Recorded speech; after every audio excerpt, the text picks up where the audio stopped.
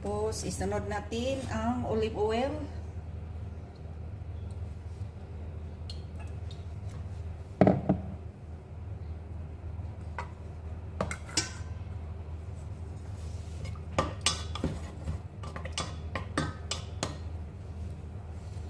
Ilagay na natin ang chopped potatoes, carrots, onion, tomato.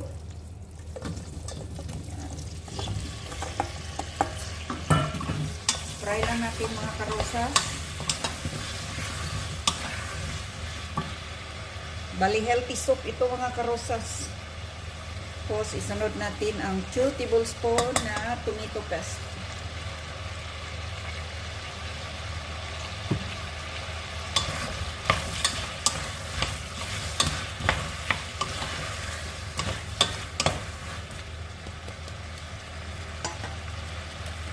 Tapos maglagay tayo ng asin.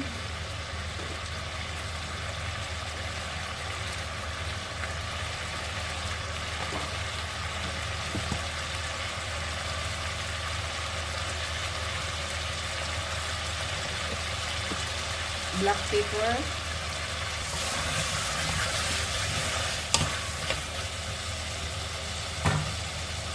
Tapos lagyan natin ng kunting tubig, mga 1 baso. Mamaya dagdagan natin pag tapos na medyo malambot kasi i-blender natin ito. Sunod na natin ang red adas.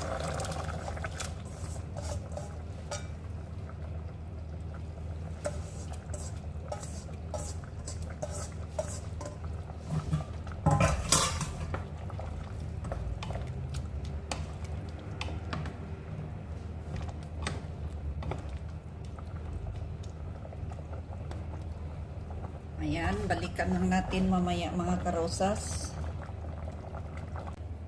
Blender na natin.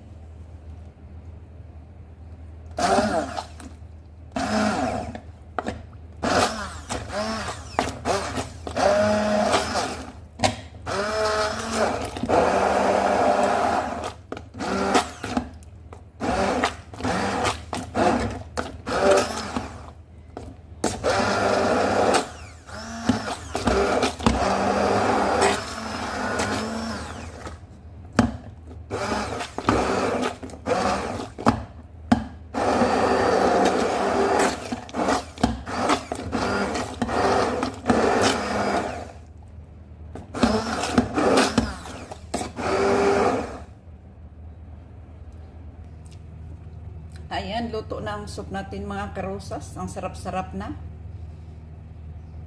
Thank you so much. Thank you so much for watching.